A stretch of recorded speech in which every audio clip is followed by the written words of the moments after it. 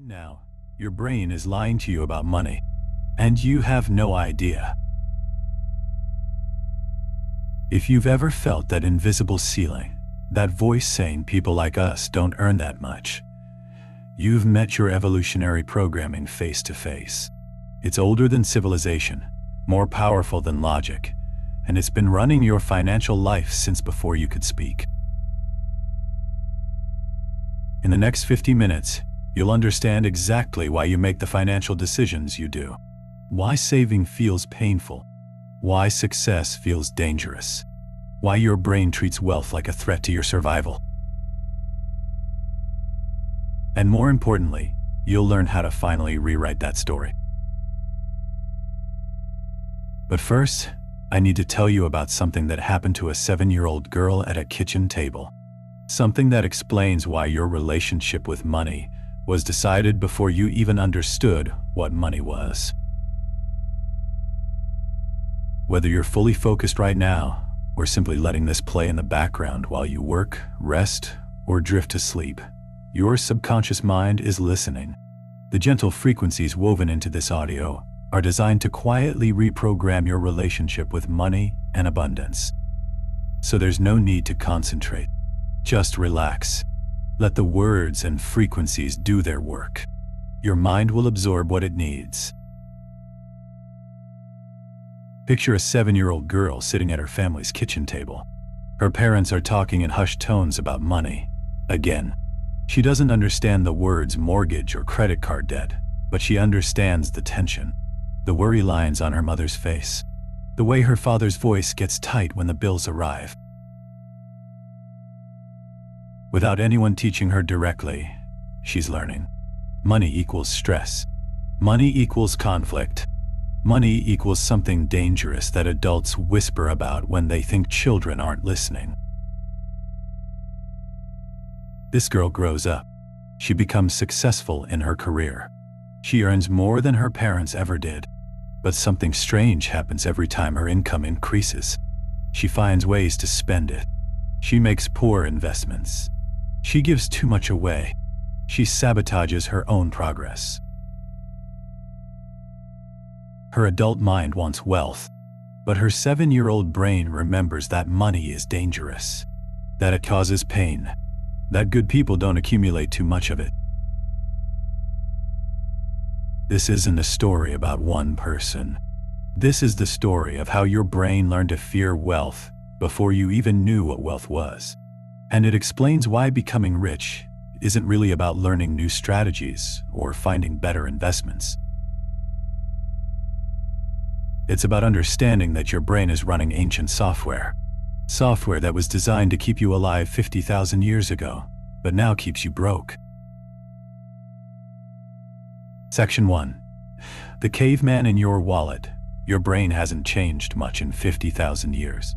The same neural pathways that helped your ancestors survive on the African savanna are now making your financial decisions. And there's a problem with that.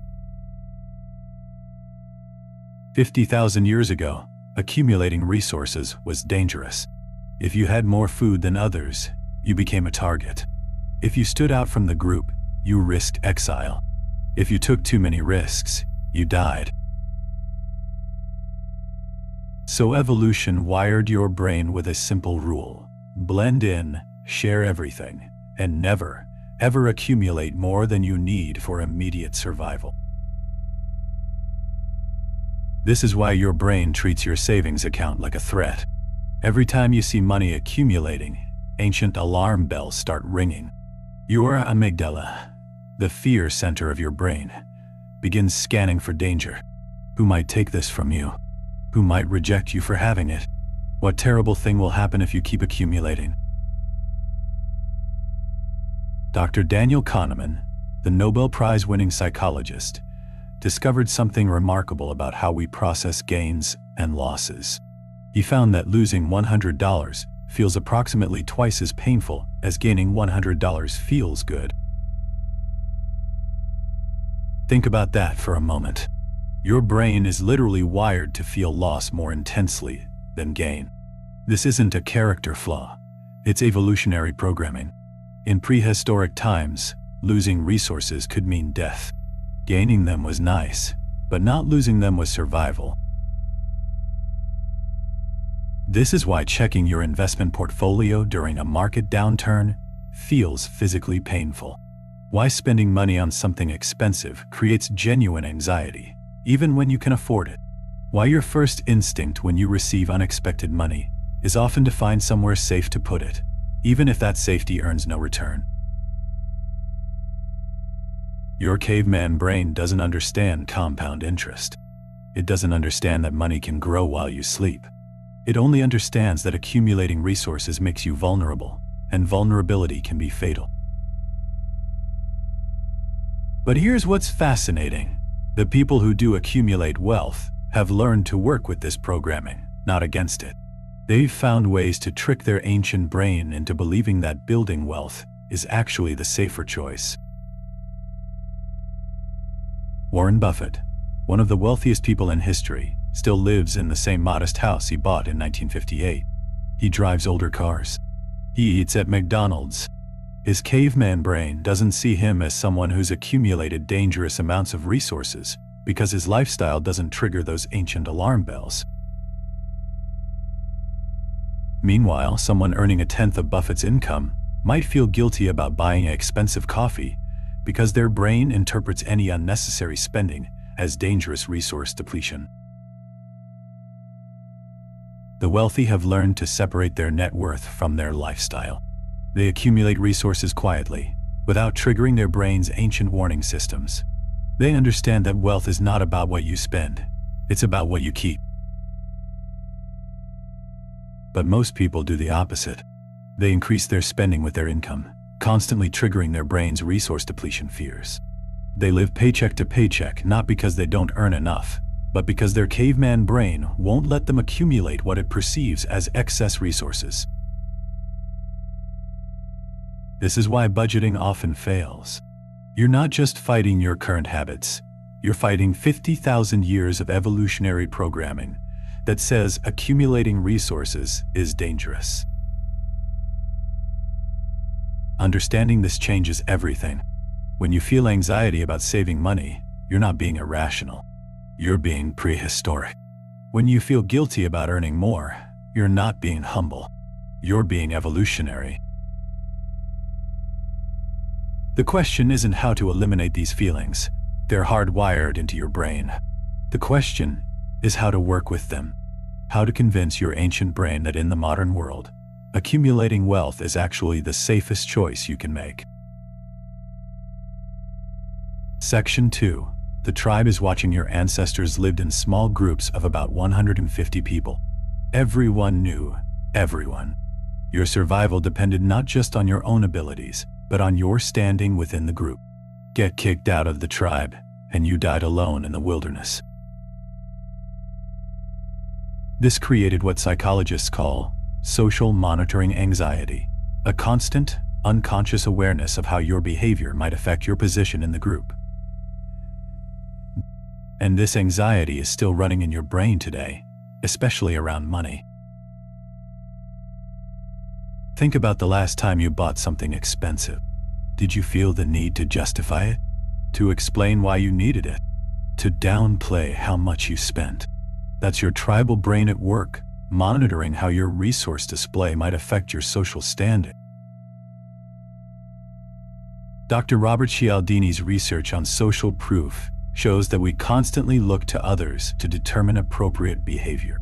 But with money, this creates a fascinating paradox. We want to appear successful enough to maintain status, but not so successful that we trigger resentment or exclusion. This is why lottery winners often end up broke. Suddenly having vastly more resources than their social circle triggers intense tribal anxiety. Family members make requests. Friends become resentful. The winner feels guilty for having more than others in their tribe. So they give it away. They spend it recklessly. They make poor investments. Not because they're bad with money, but because their tribal brain is desperately trying to restore social equilibrium. The same mechanism operates at smaller scales every day. When you get a raise, do you immediately start thinking about how to spend it? When you save money, do you feel pressure to share it or spend it on others? When you succeed financially, do you downplay your success to avoid making others feel bad? Your tribal brain is constantly calculating. How much can I accumulate before my group rejects me? This creates what researchers call wealth guilt, the unconscious belief that having more than others makes you a bad person. It's not logical, but it's deeply embedded in your neural pathways. Wealthy people have learned to manage this tribal anxiety in sophisticated ways. They often maintain multiple social circles, one where their wealth is normal, and others where they can blend in. They practice what psychologists call wealth compartmentalization. A billionaire might drive a Tesla in Silicon Valley, where it signals appropriate success, but drive a pickup truck when visiting their hometown, where a Tesla might signal dangerous separation from the group. They also master the art of stealth wealth, accumulating resources without triggering tribal monitoring systems. They buy assets that appreciate quietly, rather than liabilities that signal status loudly. But perhaps most importantly, they've learned to change their reference group. Instead of comparing themselves to their childhood friends or family members, they compare themselves to other wealthy people. This allows them to accumulate resources without triggering tribal rejection anxiety. This is why the phrase "keeping up with the Joneses" is so revealing. We're literally hardwired to monitor and match our tribe's resource levels. If your Joneses are broke, you'll unconsciously work to stay broke. If your Joneses are wealthy, you'll unconsciously work to build wealth. Your brain doesn't want you to have significantly more or less than your perceived tribe. It wants you to fit in. And if your tribe is financially struggling, fitting in means staying financially struggling. This explains why people often sabotage themselves just as they begin to earn significantly more than their family or friends. Their tribal brain interprets financial success as social danger.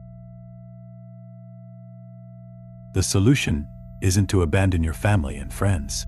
It's to consciously expand your reference groups to include people who have achieved the financial level you desire. To surround yourself with evidence that accumulating wealth is not only acceptable, but expected in some tribes. When you see wealthy people regularly, your brain begins to recalibrate what's normal. What once seemed like an impossible or dangerous level of wealth begins to feel achievable and safe. This is why wealthy people often cluster together geographically. It's not just about business opportunities. It's about creating a social environment where wealth accumulation doesn't trigger tribal anxiety. Your brain is constantly asking, what do people like me do with money? If the people you identify with struggle financially, your brain will ensure you struggle too. If the people you identify with build wealth systematically, your brain will help you do the same. The tribe is always watching. The question is, which tribe are you performing for? Section 3. The scarcity operating system deep in your brainstem, older than conscious thought, runs what we might call your scarcity operating system.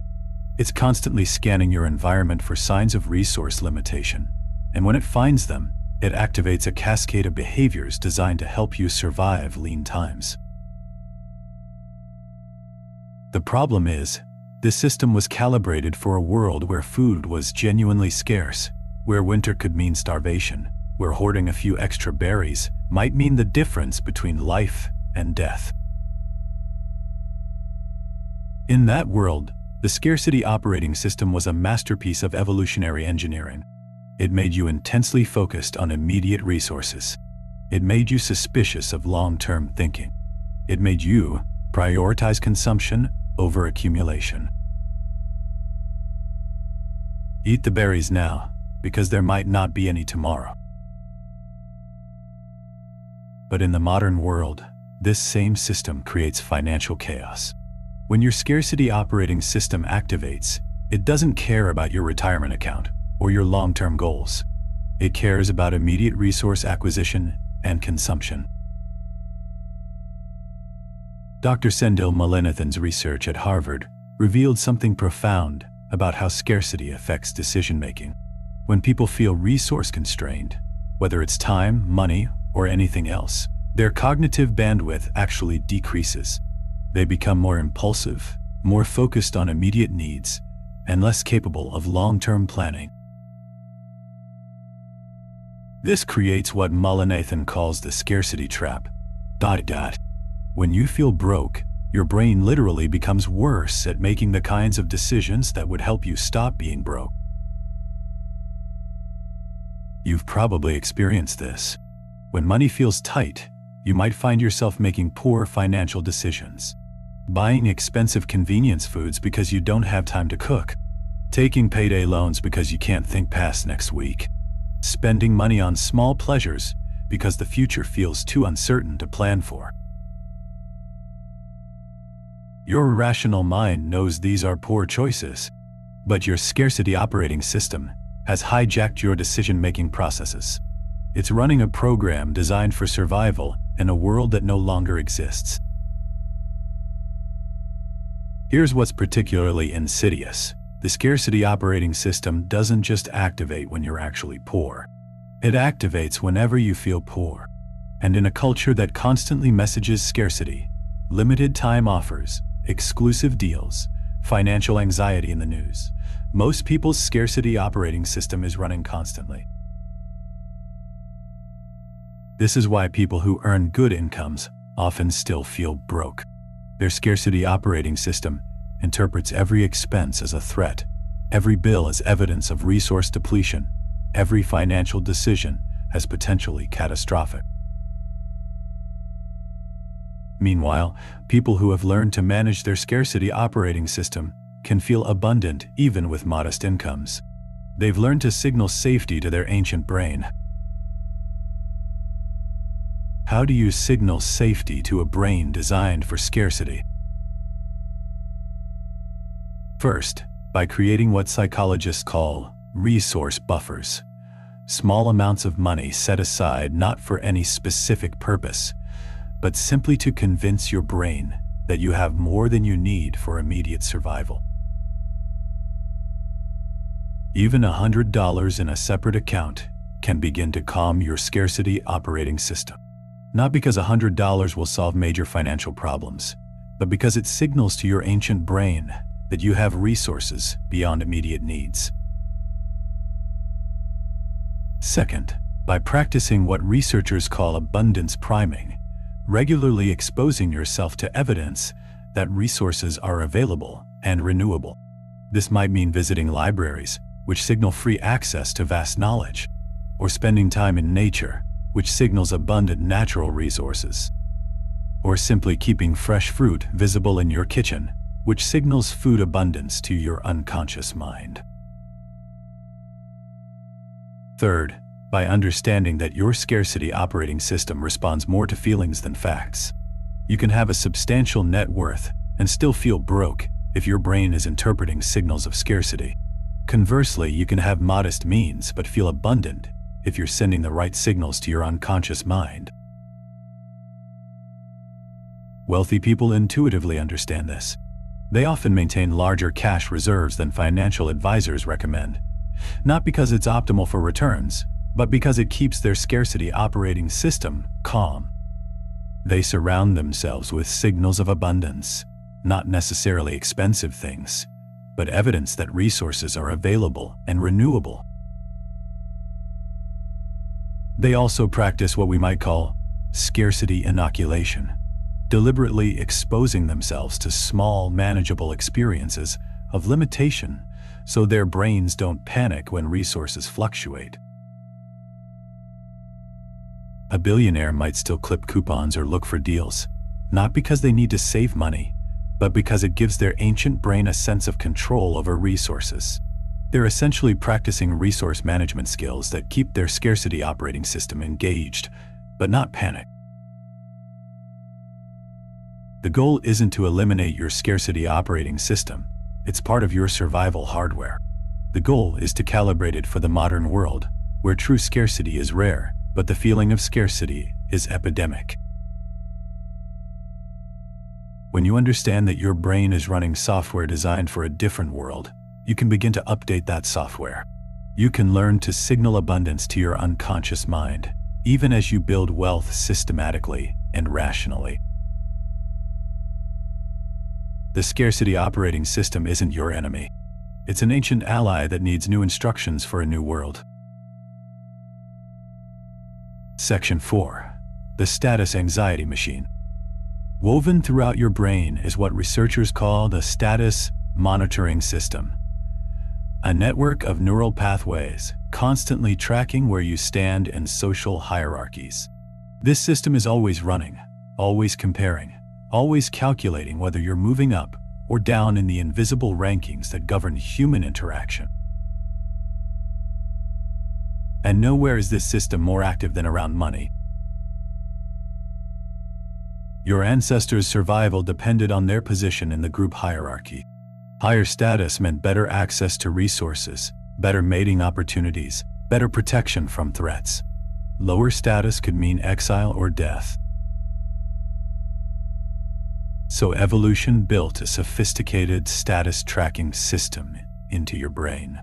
It monitors everything: how others respond to you, what resources you control, how your achievements compare to others in your group. In the modern world, this system has become both a blessing and a curse. It can motivate you to achieve and excel, but it can also trap you in cycles of status-driven spending that prevent wealth accumulation. Dr. Robert Frank's research on positional goods reveals how status anxiety drives financial behavior. Positional goods are items whose value comes primarily from signaling status rather than providing utility. The expensive car that does the same job as a modest one. The designer clothes that function the same as regular clothes. The luxury vacation that creates memories no better than simpler trips. Your status monitoring system drives you to acquire these goods not because you need them, but because it's constantly calculating how others perceive your position in the hierarchy. This creates what economists call the hedonic treadmill. As your income increases, your status monitoring system notices that you can now afford higher status goods. So you upgrade your lifestyle to match your new income level. But this doesn't increase your actual status. It just moves you to a new comparison group where you're once again at the bottom. Someone earning $50,000 might feel successful until they start earning $100,000 and notice that their new peer group drives luxury cars and lives in expensive neighborhoods.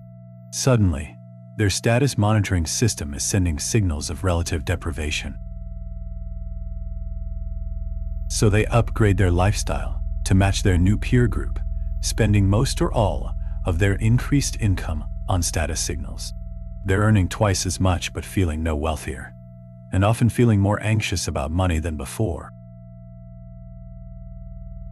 This is why many high earners live paycheck to paycheck. They're not struggling to meet basic needs, they're struggling to meet status needs that expand with their income. Meanwhile, their actual wealth, their ability to survive without working, their financial security, their long-term options, remains minimal because all their increased earnings go towards status signaling rather than wealth building. Truly wealthy people have learned to decouple status from spending. They understand that real status comes from net worth, not lifestyle. They've learned to signal status through achievement and capability rather than consumption. Warren Buffett drives old cars and lives in a modest house, but his status comes from being one of the world's most successful investors. His status monitoring system is satisfied by his actual achievements, not by his possessions. This allows him to accumulate wealth rapidly because he's not diverting his resources towards status signaling. Every dollar that doesn't go toward lifestyle inflation can compound and grow. But there's something even more sophisticated happening in the brains of wealth builders. They've learned to derive status satisfaction from the wealth building process itself. Instead of feeling status anxiety about driving an older car, they feel status satisfaction about their increasing net worth. Instead of feeling embarrassed about living below their means, they feel proud of their financial discipline. They've essentially reprogrammed their status monitoring system to track different metrics that align with wealth building rather than wealth spending. This isn't about becoming a miser or never enjoying money. It's about understanding that your status monitoring system is programmable and you can choose what it tracks. When you derive status satisfaction from your savings rate rather than your spending rate, from your net worth growth rather than your lifestyle inflation, from your financial independence rather than your consumption patterns, you align your status needs with your wealth building goals. Your brain stops seeing frugality as low status and starts seeing it as high status. It stops seeing wealth accumulation as boring and starts seeing it as exciting. This is why wealthy people often enjoy talking about investments, business strategies, and financial planning. These conversations satisfy their status monitoring systems while reinforcing wealth-building behaviors. Meanwhile, people trapped in status spending often avoid talking about money except to complain about not having enough. Their status monitoring systems have learned to associate financial topics with anxiety rather than satisfaction. The status anxiety machine in your brain is incredibly powerful. It can drive you toward wealth or away from it, depending on how you program it. The question isn't whether you have status needs. You do, and you always will. The question is whether your status needs are aligned with your wealth building goals or working against them. Section 5. The Neuroplasticity Solution. Here's the remarkable truth that changes everything. Your brain is not fixed. The neural pathways that create your financial behaviors can be rewired, reshaped, and redirected. This isn't wishful thinking, it's neuroscience. Dr. Norman Doidge's groundbreaking research on neuroplasticity revealed that our brains remain changeable throughout our lives. Every thought you think, every action you take, every experience you have literally reshapes your neural networks. This means that the financial programming you received in childhood, the evolutionary biases that drive your money decisions, the tribal anxieties that limit your wealth building, all of these can be changed. But here's what most people don't understand. Your brain changes whether you direct that change or not. If you're not consciously rewiring your financial programming, your brain is still being rewired by your environment, your habits, your repeated thoughts and behaviors. Every time you check your bank balance with anxiety, you're strengthening neural pathways that associate money with stress. Every time you avoid financial planning, you're reinforcing pathways that treat financial topics as threatening. Every time you spend impulsively, you're deepening grooves that prioritize immediate gratification over long-term wealth. Your brain is constantly learning. The question is, what are you teaching it? Wealthy people, consciously or unconsciously, have learned to use neuroplasticity in their favor. They've developed what researchers call wealth-building neural networks, patterns of thinking and behavior that naturally lead to financial success. These networks include things like delayed gratification pathways, which allow them to choose long-term benefits over immediate pleasures, risk assessment networks that help them distinguish between intelligent risks and dangerous gambles, abundance recognition systems that help them spot opportunities rather than threats. But perhaps most importantly, they've developed what we might call wealth identity networks, neural patterns that make them see themselves as the kind of person who naturally builds wealth. This is crucial because your brain works hard to keep your behavior consistent with your identity. If you see yourself as not a money person, or bad with finances, or someone who will never be wealthy, your brain will unconsciously sabotage behaviors that contradict that identity. But if you see yourself as someone who is naturally good with money, someone who makes smart financial decisions, someone who is building wealth systematically, your brain will work to support behaviors that match that identity. The process of rewiring these networks isn't complicated, but it requires understanding how neuroplasticity actually works. First, repetition. Neural pathways strengthen through repeated use. This means that small, consistent financial behaviors are more powerful than dramatic, inconsistent ones. Saving $10 every day for a year will create stronger wealth-building neural pathways than saving $1,000 once. Second, emotional engagement. Your brain pays more attention to experiences that carry emotional weight. This is why visualization exercises can be so powerful for rewiring financial programming. When you regularly imagine yourself as financially successful and connect that image with positive emotions, you're literally building neural pathways that support wealth-building behaviors. Third, environmental cues. Your brain is constantly responding to environmental signals. If your environment consistently reminds you of scarcity, your brain will maintain scarcity-based neural networks. If your environment consistently signals abundance and possibility, your brain will build networks that support those realities. This is why wealthy people often surround themselves with symbols of success, not for status signaling to others, but for neural programming for themselves.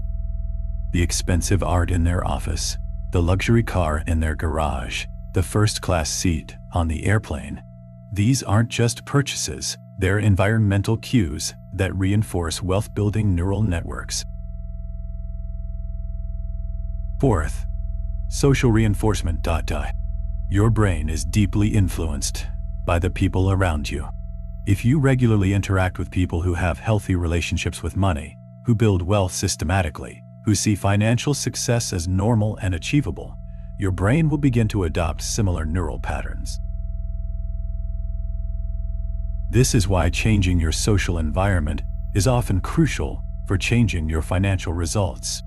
Not because you need to abandon old friends, but because you need to add new influences that support the neural networks you want to build. Fifth, conscious attention. What you pay attention to literally reshapes your brain. If you regularly focus on financial problems, limitations, and fears, you strengthen neural networks that specialize in finding problems, limitations, and fears. But if you regularly focus on financial opportunities, possibilities, and successes, even small ones, you strengthen neural networks that specialize in recognizing and creating those experiences. This is why gratitude practices can be so powerful for financial transformation. When you regularly acknowledge financial progress, even modest progress, you're training your brain to notice and create more of the same. The most sophisticated wealth builders understand that building wealth isn't just about strategies and tactics. It's about neural programming. They invest as much time and energy in rewiring their brains as they do in managing their portfolios. They practice visualization exercises that strengthen wealth-building neural networks. They curate environments that support abundance thinking. They choose social circles that reinforce financial success as normal and achievable. Most importantly, they understand that every financial decision is also a neural programming decision. Every time you choose to save rather than spend, you're not just building wealth, you're building neural pathways that make future saving decisions easier and more natural. Every time you choose to invest rather than consume, you're not just growing your portfolio, you're growing neural networks that naturally prioritize long-term thinking over immediate gratification. Your brain is incredibly powerful, but it's also incredibly obedient. It will create whatever neural networks you consistently reinforce through your thoughts, behaviors, and environment. The question is, what kind of financial brain are you building? Summary. Rewriting your financial DNA, we've journeyed deep into the ancient machinery of your mind, exploring the evolutionary programs that shape every financial decision you make. Let's bring these insights together and understand what they mean for your financial future.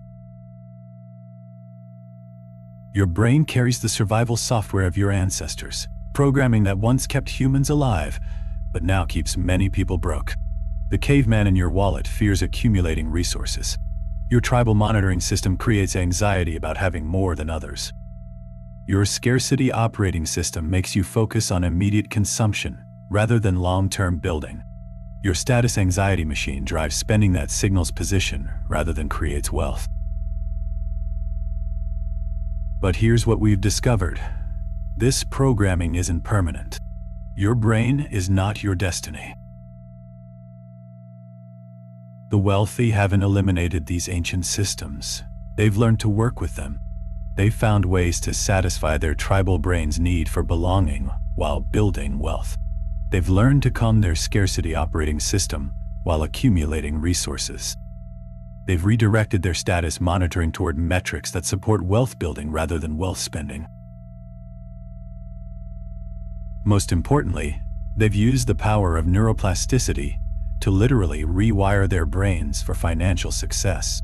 They've built neural networks that make wealth-building behaviors feel natural, automatic, and satisfying. Remember the 7-year-old girl we met at the beginning, absorbing financial anxiety at her family's kitchen table? That programming doesn't have to define her adult financial life. Every day, through conscious choice and repeated action, she can build new neural pathways that associate money with security rather than stress, with opportunity rather than anxiety. The same is true for you. Every financial decision you make is an opportunity to strengthen wealth-building neural networks or reinforce poverty-maintaining ones. Every time you choose to save, you're not just building wealth, you're building a brain that finds saving natural and satisfying. Every time you choose to invest, you're not just growing your portfolio, you're growing neural pathways that prioritize long-term thinking. This understanding changes everything about how you approach financial transformation. It's not about willpower or discipline or finding the perfect strategy. It's about understanding the ancient programs running in your brain and consciously choosing to update them for the modern world. Your evolutionary programming served your ancestors well, but it doesn't serve you in a world where wealth can be built safely, where accumulating resources increases rather than decreases your security, where financial success enhances rather than threatens your relationships. The path forward isn't about fighting your nature, it's about upgrading it. It's about honoring the wisdom of your ancient brain while teaching it new rules for a new world. Start small. Choose one financial behavior that aligns with wealth building and practice it consistently. Not because that single behavior will make you rich, but because it will begin to build neural pathways that support wealth creation. Notice your tribal anxieties around money and consciously expand your reference groups to include people who have achieved the financial level you desire. Your brain needs evidence that accumulating wealth is safe and normal for people like you. Create environmental cues that signal abundance and possibility rather than scarcity and limitation. Surround yourself with reminders that resources are renewable and that wealth building is an intelligent response to modern life. Most importantly, remember that your financial future isn't determined by your financial past. The neural pathways that created your current financial reality can be rewired to create a different one. Your brain is wired to stay broke, but it doesn't have to stay that way. Every moment offers a choice. reinforce the old programming, or build something new. The ancient software is still running, but you can write new code. The question isn't whether you can change your financial programming. Neuroscience has proven that you can. The question is whether you will. The journey of financial transformation begins with understanding, and understanding begins with awareness. Today, you've gained insight into the hidden forces that shape your relationship with money. Forces that have been operating beneath your conscious awareness, influencing every financial decision you make. This awareness is the first step toward freedom. When you understand why your brain resists wealth accumulation, you can work with that resistance rather than against it. When you recognize the tribal anxieties and status pressures that drive financial behavior, you can make conscious choices about which voices to listen to and which to quietly ignore. Remember, the goal isn't to eliminate your evolutionary programming, it's to update it. Your ancient brain's caution around resources, its attention to social dynamics, its focus on survival, these are features, not bugs. They just need new instructions for navigating a world where wealth building enhances security rather than threatening it. As you continue on your financial journey, carry with you the knowledge that every small choice matters. Every decision to save rather than spend, to invest rather than consume, to think long-term rather than short-term, is literally rewiring your brain for financial success.